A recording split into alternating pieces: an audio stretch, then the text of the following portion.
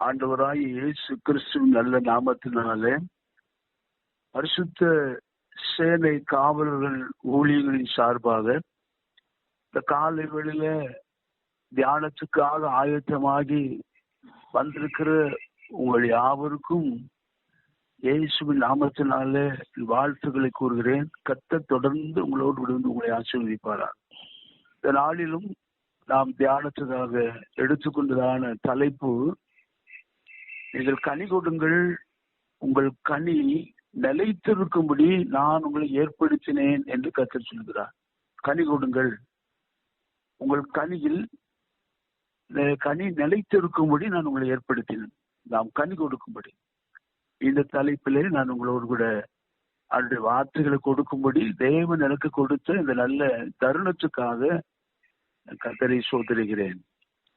நாம் கனி கொடுக்க வேண்டும். சீஷர்களை பார்த்து இயேசு சொல்கிறார், நீங்கள் போய் கனி கொடுங்கள், உங்கள் கனி நிலைத்திருக்கும்படி நான் உங்களை ஏற்படுத்தினேன். யோவான் 15ஆம் அதிகாரத்திலே 16வது வசனத்திலே நாம் அப்படி வாசிக்கிறோம். நாம் இந்த நாட்களில் கனி கொடுக்க வேண்டும். சோதர் கனி என்றால் நற்கிரியை செய்யணும். நற்கிரியை பைபிள் என்ன சொல்லு? கொலோசியர் 1ஆம் அதிகாரத்திலே 10வது வசனத்தில் வாசிக்கிறோம். கொலோசியர் 1ஆம் அதிகாரம் 10வது வசனத்துல நான் வாசிக்கும் போது அந்த வசனத்தில் பின்பகுதியில் சொல்லப்பட்டிருக்கிறது பாருங்க. சோதரம் அந்த வசனத்தில் ஆரம்பத்தில் சகலவித நற்கிரிகளுமாய கனிகளை தந்து தேவனை அறிகிற அறிவில் விருட்சியடைந்து அவருக்கு பிரியம் உண்டாக அவருக்கு பாத்திரமாய் நடந்து கொள்ளும்.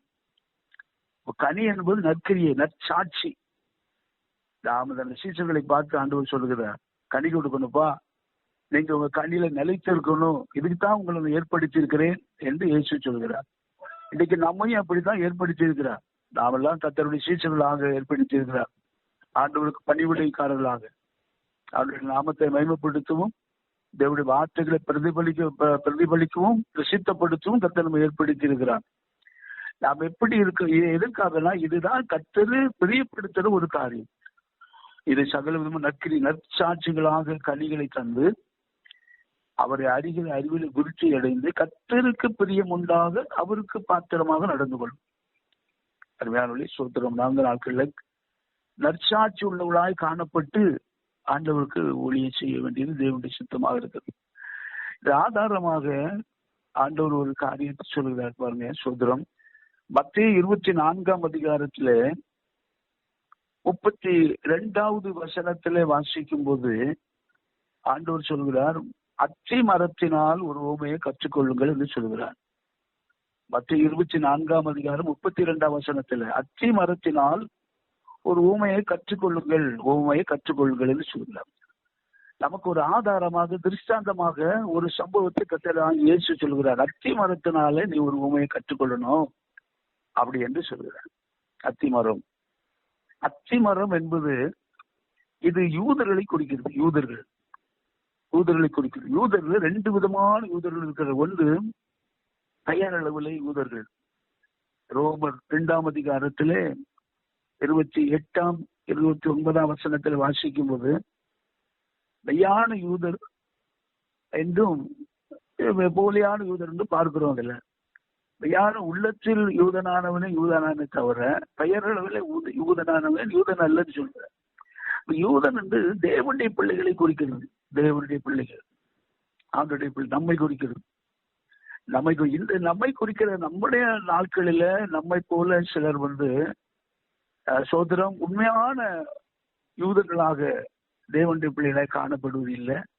சிலர் உண்மையான உள்ளத்தில் யூதனானவனே யூதன் என்று எழுதப்பட்டது. அருமையான சொல்றேன், இன்னைக்கு நாம உண்மையான யூதர்களாக சீஷர்களாக தேவனுடைய பிள்ளைகளாக காணப்பட வேண்டும் என்பதற்காக ஆண்டவர் இங்கே ஒரு காரியத்தை சொல்றாரு. மத்திய 24:32 அத்தி மரத்தினால் உவமையை கற்றுக்கொள்ளுங்கள் என்று சொல்கிறார். அத்தி மரத்தை குறித்து ஒரு சில வார்த்தைகளை பார்ப்போம். மார்க்கு எழுதின சுவிசேஷம் 11ஆம் அதிகாரம் 12ஆம் வசனத்தில இருந்து சில வசனங்களை வாசிக்கும் போது அங்கு சொல்லப்பட்டிருக்கிறது. ஆண்டவர் சொல்கிறார், இயேசு எருசலேமில் இருந்து பெத்தானியாவுக்கு புறப்பட்டு போகிற வழியிலே அவருக்கு பசி உண்டாயிட்டு. 12ஆம் வசனத்திலிருந்து வாசிக்கிறோம். 11 மார்க் 11:12. அப்பொழுது இலையில் உள்ள ஒரு அத்தி மரத்தை தூரத்தில் கண்டு அதில் ஏதாயிலும் அகப்படுமா என்று பார்க்க வந்தார். ஏதாயிலும் அகப்படுமா என்று பார்க்க வந்தார். அத்தி பல காலமாய் இராதபடினால் அவர் அதனிடத்தில் வந்தபோது அதன் இலைகளை அல்லாமல் வேறொன்றும் காணவில்லை என்று எழுதப்பட்டிருக்கிறது. ஆண்டவர் இயேசு பசியோட எருசலேம் வந்து பெத்தானியாவுக்கு வரும்போது ஒரு அத்தி மரத்தை பார்க்கிறார்.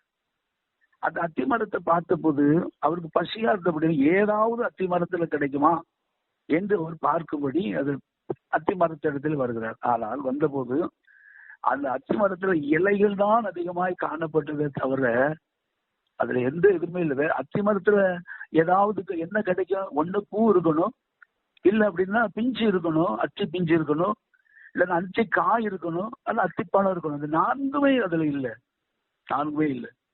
அதில் ஆண்டவர் பார்த்து அப்படியே சொல்கிறார், இனி ஒருவனும் ஒரு காலத்திலும் உன்னிடத்துல கனி எதிர்பார்க்க மாட்டான்னு சொல்ற. அடுத்த வசனத்துல இது முதல் 14 வருஷம், இது முதல் ஒரு காலம் ஒருவனும் உன்னிடத்தில் கனியை பிசியாதிருக்க கடவுள் என்றார். அப்படின்னா இது முதல் கனி பிசுக்கு வரமாட்டான், கனி இருக்க மாட்டாங்கிறத சொல்றான்.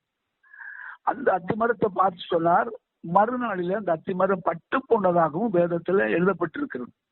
அதே அதிகாரத்துல வாசிக்கும் போது பாருங்க, சூத்திரம் 19ஆம் வசனத்துல வாசிக்கும் போது 20ஆம் வசனத்தில் வாசிக்கும் மறுநாள் காலையிலே அவர்கள் அந்த வழியாய் போகும்போது அந்த அத்தி மரம் வேரோடு பட்டு போயிருக்கிறதே கண்டார். ஆண்டவர் விரும்பாத ஒரு காரியம் அந்த அத்தி மரத்துல காணப்பட்டபடினாலே, ஆண்டவரை பிரியப்படுத்துற ஒரு காரியம் அந்த அத்தி மரத்தில் இல்லாதபடினாலே தேவன் அதை சபித்தார். அந்த அத்தி மரம் பட்டு போயிடுச்சு என்று விதத்துல வாசிக்கிறோம். எனக்கு அருமையான இந்த நாளிலே ஆண்டு வந்து பூமியில நம்ம கனி கொடுக்கும்படி, நற்சாட்சியாக ஜீவிக்கும்படி, அதை மற்றவர்களுக்கு நம்ம அறிவிக்கும்படி, தேவனின் நாமத்தை நற்சாட்சியம் பிரசாபப்படுத்தும்படி கத்தன்மை ஏற்படுத்தி இருக்கிறார். இயேசு நம்மை பார்க்கிறார். இது அத்திமரம் காலம் இல்லை என்றால் நம்மை பார்க்கிறார். ஏதாவது இருக்கணும், நம்மகிட்ட ஏதாவது இருக்கணும். ஒண்ணு பூ இருக்கணும், இல்லைன்னா பிஞ்சு இருக்கணும், இல்லைன்னா காய் இருக்கணும், இல்லைன்னா பழம் இருக்கணும். 4 காரியங்கள் இருக்கணும். இன்னைக்கு அப்படி இல்லாத சில அத்தி மரங்கள் காணப்படுவதை பார்க்கிறோம். இந்த அத்தி மரத்துல நான் பார்க்கும்போது பாருங்க, ஒன்லி இலைகள் தான் ஜாஸ்தியா இருந்திருக்கு, இலைகள் தான் ஜாஸ்தியா இருந்திருக்கு, எதுவுமே இல்லை. இது ஆடம்பரத்தை குறிக்கிறது. ஆடம்பரம், ஆடம்பரம். அப்ப இன்னைக்கு அநேகருடைய வாழ்க்கையில நற்கிரியை கொடுக்கிறதுக்கு பதிலாக ஆடம்பரத்தை வெளிப்படுத்துற ஆடம்பரம். ஆடம்பரம் ஒருவேளை படித்ததுனாலேயோ, இல்லாவிட்டால் பாரம்பரியத்தின் ஆடம்பரமோ, இல்ல ஐஸ்வர்யத்தினாலே ஆடம்பரமோ, எப்படியோ இந்த நாட்கள்ல ஆடம்பரத்தை தான் அது வெளிப்படுத்துகிறது. நற்கிரியை இல்லை. இன்னைக்கு உள்ளான ஜீவியத்துல நற்கிரியை இல்லை. ஆனா ஆண்டவர் பார்க்கிறார். கர்த்தர் மனுஷ முகத்தை பார்ப்பார், கர்த்தரோ இருதயத்தை பார்க்கிறார் என்று வேதத்துல வாசிக்கிறோம். நம்ம ஆண்டவர் நம்ம இருதயத்தை பார்க்க நம்ம கர்த்தர் ஏற்படுத்தி கனி கொடுக்கும்படி ஏற்படுத்திதான் பூமியில் சீசராய் மாற்றி, எப்படியோ இருக்க நம்ம சீசராய் மாற்றி கனி கொடுக்கணும். நற்கிரியை செய்யணும். நீ ஒரு நற்கிரியில் நிலைத்திருக்கணும். ஆண்டவர் விரும்புகிறார். அதே பொழுது அந்த அத்தி மரத்தை உண்மையா சொல்றது, அத்தி மரத்தை பார்க்கிறாரு. அத்தி மரம் செழிப்பா இருக்குது, நல்ல இலைகள் நிறைய இருக்குது. ஆனா அதுல எந்த இதுவுமே இல்லை. பிஞ்சியோ பூவோ பிஞ்சியோ காயோ இல்லை. இன்னைக்கு நம்ம அப்படி காணப்படாதபடி ஆண்டவரை பிரியப்படுத்துகிற இந்த 4 காரியங்கள் நமக்குள்ள அவசியமா இருக்கிறது. அத்தி மரத்துல ஏதாவது கிடைக்குமாடி பார்க்க வர்றான்னு சொல்லிதான் அந்த வசனத்துல வாசிக்கிறோம். ஏதாவது அந்த மார்க் 11ஆம் அதிகாரம் 12ஆம் வசனம் 13ஆம் வசனம் ஏதாவது அதுல கிடைக்கும். ஏதாவது அத்தி மரத்தை என்ன கிடைக்கணும்? வேற எதுவும் கிடைக்கும்? என்ன கிடைக்கும்? பூ, அத்திப்பூ இருக்கலாம், அத்தி பிஞ்சு இருக்கலாம், அந்த பூ பிஞ்சியா இருக்கலாம், காய் இருக்கலாம், கனி இருக்கலாம். 4 காரியங்கள் அதெல்லாம் உண்டு. இந்த 4 அதுல இல்ல. அதாவதுதான் அந்த ஒரு வேதனையோடு கூட அந்த அத்தி மரத்தை சபிக்கிறதே பாரு. ஐயா, அருமையான சகோதரனே, சகோதரியே, இந்த நாட்களில் வார்த்தைகளை கேட்டுக்கொண்டு தேவனுடைய வார்த்தை சொல்லுகிறது. ஏதாவது இருக்குமான்னு நம்மை பார்க்கிறார். பூ எதை குறிக்கிறது அப்படின்னா ரட்சிப்பை குறிக்கிறது. ரட்சிப்பு பூ அது மனம் திரும்பின மனமாற்றம் அடைந்த ரட்சிப்பை குறிக்கிறது பூ. அப்ப அந்த அத்தி மரத்துல தேவன் எதிர்பார்க்கிற காரியம் ஏதாவது ஒண்ணு பூ இருக்கணும். அதையாவது பறிச்சுட்டுங்களா? சில மரத்தில் உள்ள பூக்களை பறிச்சுட்டுங்கிறோம் நம்ம. விசேஷமாக நீ சீத்தா மரத்துல இருக்கிற பூவை பறிச்சுட்டுங்கிறது ஒரு சில பூக்களை பறிச்சுட்டுங்கிறோம். அத்திப்பூவை கூட பறிச்சுட்டுங்கிறோம். அது போல பூ இருக்கணும். முதலாவது பூ இருக்குல்ல, பூ எதை குறிக்கிறது? நம்மளுடைய வாழ்க்கையில ரட்சிப்பை குறிக்கிறது. ரட்சிப்பு அநேகருடைய வாழ்க்கையில இன்னைக்கு ரட்சிப்பு இல்லை. இந்த ரட்சிப்புக்காக நம்ம அதிகமாக ஜெபிக்கணும். தேசத்துல இன்னைக்கு அநேகர் இன்னைக்கு பாவத்தினால அடிமைப்பட்டு பாதாளத்துக்கு ஓடிக்கொண்டிருப்பதை பார்க்கும். இந்த ஜனங்களுக்கு அதை ரட்சிக்கும்படியாகும். அருமையான சோதரம். அப்ப பூ ரட்சிப்பை குறிக்கிறது. பூவுக்கு அடுத்த ஸ்தானம் பிஞ்சி. அந்த பூவாவே இருக்கிறது இல்ல, சில காலத்துல அது பிஞ்சா மாறும். ஒரு சின்ன அத்தி பிஞ்சா மாறும். இது இந்த இந்த பூ அத்திப்பூ சில நாட்கள்ல ஒரு சிறிய ஒரு காயா மாறும், சிறிய ஒரு பிஞ்சியா மாறுது, காய் பிஞ்சியா மாறுது. இதுக்கு மறுரூபமான ஒரு வாழ்க்கை. அருமையான ரட்சிப்பு அவசியம் கட்டாயமாக. அதுதான் பெரிய ரட்சிப்பு என்று சொல்கிறது. எபிரேயர் 2:4 இவ்வளவு பெரிதான ரட்சிப்பு குறித்து கவலையிட்டிருப்பாயானால் தண்டனைக்கு நீ எப்படி தப்புவிப்பான் என்று வேதம் எச்சரிக்கிறது. நம்ம எபிரேயர் 2:4. அப்ப ரட்சிப்பு தான் முக்கியம். அதாவது பெரிய ரட்சிப்பு. இவ்வளவு பெரிதான ரட்சிப்புக்கு கவலையிட்டிருப்பாயானால். இன்னைக்கு அநேகருடைய வாழ்க்கையில் ரட்சிப்பு இல்லை. ரட்சிப்பு ஒண்ணு. ரெண்டாவது, அந்த ரட்சிப்புக்கு பட்டவங்க எப்படி இருக்கணும்? அவருடைய வாழ்க்கையில பாருங்க, மறுரூப வாழ்க்கைக்கான மறுரூபம். இந்த பூ நல்லா பாக்குறதுக்கு அழகா இருந்துச்சு. ஆனா சில நாட்கள்ல அது பிஞ்சா மாறிடுது. மறுரூபமாகிறது. ரட்சிக்கப்பட்டவுடைய ஒவ்வொரு வாழ்க்கையில இந்த நாட்கள்ல மறுரூபமாகும். இதுதான் நற்கிரியாய கனி, சாட்சி. தேவனுக்கு முன்பாக, உலக ஜனங்களுக்கு முன்பாக நீங்கள் நானும் உண்மையான யூதர்கள், உண்மையான கிறிஸ்தவன் என்பது வெளிப்படுத்துவதற்கு முதலாவது காரியம் வாழ்க்கை ரட்சிப்பு அவசியம். இரண்டாவது மறுரூபமான ஒரு வாழ்க்கை. இன்னும் பழைய ஒருவன் கிறிஸ்துவுக்குள் இருந்தால் புது சிருஷ்டியா இருக்கிறான் என்று வேதத்தில் எழுதப்பட்டிருக்கிறது. மறுரூபம். ஒரு புது சிருஷ்டியா மாறிட்டு ஒரு அருமையான அத்தி பிஞ்சா மாறிச்சு. அந்த அத்தி பிஞ்சா மாறு, அது அப்படியே பிஞ்சியா இருப்பதில்லை. பார்த்துருங்க, சில நாட்கள் அது காயாய் மாறுகிறது. காய் கொஞ்சம் பெருசா அது காயா மாறுது. இது எதை குறிக்கிறது பாருங்க? ஒரு மனுஷனுடைய வாழ்க்கையில் ரட்சிப்பு. ரெண்டாவது சோதரம் மறுரூபமான வாழ்க்கை.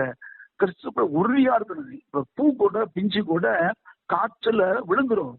ஆனா காய் விழாது. வந்துருங்க, காய் விழாது. பூ இருக்குது, பலத்த காற்று அடிக்கும் போது அந்த பூ விழுந்துருது. ரட்சிக்கப்பட்டிருப்பாங்க. உலகத்துல பயங்கரமா போராட்டங்கள், காரியங்கள் ரட்சிப்பு இறந்து போறாங்க. ஒருவேளை அவர்கள் பிஞ்சி அந்த மறுரூப வாழ்க்கையில் வந்திருக்கலாம். அவர்களும் பல போராட்டங்கள், சோதனைகள், நிந்தைகள், அவமானங்கள் வரும்போது விழுந்து போறாங்க. ஆனா காயின் அனுபவம், எத்தனை காத்து அடிச்சாலும் சரி, இந்த காற்றுக்கெல்லாம் அசைந்து அப்படியே அது அந்த மரத்தில் நிலைத்து இருக்கும். மூன்றாவது அனுபவம் நம்முடைய வாழ்க்கையில காயின் அனுபவம். காய் அத்தி காய்களால் அதுவும் இல்லை. பார்த்த காய் அதுக்கு உறுதி. அந்த காய் அந்த அத்தி மரத்தில் உறுதியா இருக்குது. இன்னைக்கு அருமையானே இந்த சாட்சி இன்னைக்கு நம்முடைய வாழ்க்கையில உறுதியா இருக்க. எந்த சூழ்நிலைகளுக்கு வந்தாலும் சரி, எந்த நஷ்டங்கள் வந்தாலும், போராட்டங்கள் வந்தாலும் சரி, இன்னைக்கு உறுதியான ஒரு அத்திக்காயா காணப்பட வேண்டிய அவசியமா இருக்கு. ஆண்டவர் பார்க்கிறார், பூவும் இல்லை, பிஞ்சு இல்லை, காய் இல்லை. நான்காவது காரியம், இந்த வாழ்க்கையில கனி கொடுக்கணும். நற்சாட்சி உள்ளவளாய் காணப்படும். இந்த யானோக்கு குறித்து வேதத்தில் எவ்வளவு புஸ்தகத்தில் வாசிக்கிறோம், ஆதியாகம புஸ்தகத்தில் வாசிக்கிறோம். பாத்துருங்க, ஆண்டவர் அவரை எடுத்துக்கொள்வதற்கு முன்பதாக சாட்சி பெற்றான் என்று எழுதப்பட்டிருக்கு.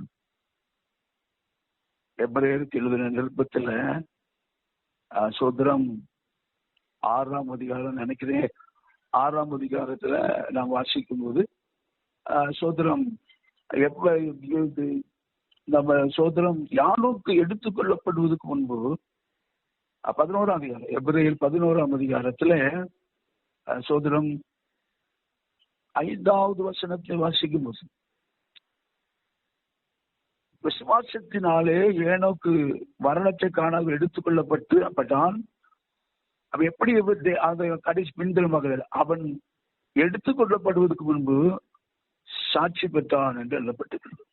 அவன் எடுத்துக் கொள்ளப்படுவதற்கு முன்னமே சாட்சி பெற்றான். சாட்சி தேவனுக்கு பிரியமான ஒன்று சாட்சி பெற்றான். எதனால? நற்கிரியையினாலே. நற்கிரிய ஒரு சாட்சி. இன்றைக்கு நம்ம வேதத்தில் வாசிக்கிற ஆண்டவர் சொல்ற நற்கிரியிலாய் கனிகளை கொடுக்கணும். சாட்சி அல்ல. ஏனென்றால் இயேசு சொல்கிறார், நல்ல கனி கூடாத மரம் எல்லாம் வெட்டுண்டு அக்கினியில போடப்படும் என்று சொல்லு. மத்தேயு 3:10 வாசிக்கிறோம். நல்ல கனியோடு. எனக்கு அருமையான தேவனுடைய பிள்ளைகள், தேசம் இன்னைக்கு பாழாய் போய்கொண்டிருக்கிறது.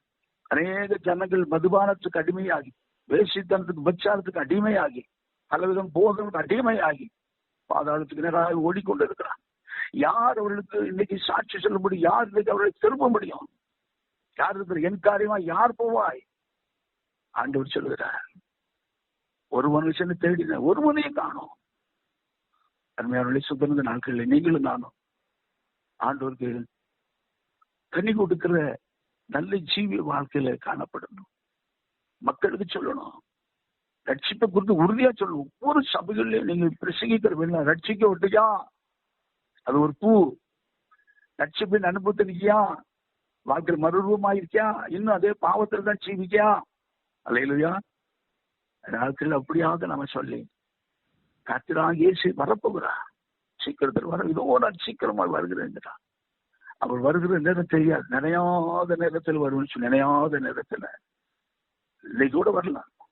நினையாத நேரத்தில். ஆக நல்லா இருந்தா ஆண்டவர் சொல்கிறார், சிசுகளை பார்த்து, நம்மை பார்த்து நீங்கள் போய் கனி கொடுங்கள், ஒரு கனிகள் நிலைத்திருக்கும்படி நான் உங்களை ஏற்படுத்தினேன். அதனால்தான் அத்தி மரத்தை பார், நான் பசியோட வந்தேன். அத்தி மரத்தை ஒன்று இல்லை, அது ஒரு ஊமையம்.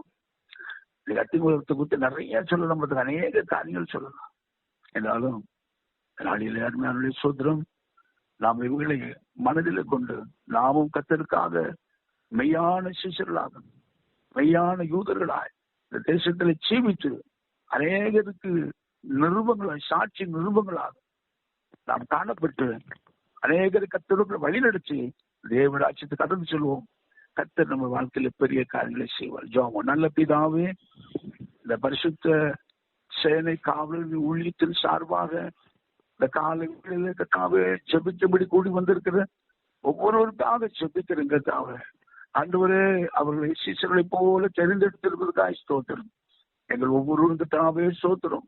நாங்கள் இந்த பூமியில நற்கிரியலாய கனிகளை கொடுக்கும்படியாக, அந்த கனியில நிலைத்திருக்கும்படி எங்களை ஏற்படுத்தியிருக்கிறீர். நாங்கள் உங்களை செய்ய கிருபதாங்க வாஞ்சியோடு கூட அந்த நாளில ஆண்டவரே ஜெபிக்கும்படியாக கடந்து ஒவ்வொருவருக்காக ஜெபம். அவர் ஜெபத்தை அங்கீகரிய, நல்ல ஜெபிப்பதற்கு நல்ல கிருபைகள், அபிஷேகத்தை, வெளிப்பாடு கர்த்தர் கொடுத்து பயன்படுத்துவீரா. அவளை மாத்திரமல்ல, அவருடைய குடும்பங்களை ஆசீர்வதியும், வேலைகளை ஆசீர்வதியுமாலா கமாசியாரா தத்துவதை மக்கள் வரவா ஆசீர்வதிக்க முடிச்சு ஜெபிக்கிறோம். இந்த ஊழியர்களுக்கு காரணமாக இருக்கிற அருமையான தேவதாசனாகிய பாசி ஜெரோம் அவர்களுக்காக ஜெபிக்கிறோம். இந்த மனைவி பிள்ளைகளுக்காக அவள் செய்கிற எல்லா ஊழியர்களுக்கும் ஜெபிக்கிறோம். தாம் ஆசீர்வதிக்க, பயன்படுத்துக, பலப்படுத்துங்க. தாம் நாம மையப்பட கர்த்தர் உதவி செய்யுங்க. பிதா குமார் பரிசுத்தாவின் நாமத்தினாலே குடிவதுக்கு ஒவ்வொருவரையும் ஸ்தாபனக்கான ஆசீர்வதிக்கிறையா. ஆசீர்வாதம் நிலைத்திருக்கட்டும். இயேசுவின் நாமத்தில் பிதாவே. ஆமென்.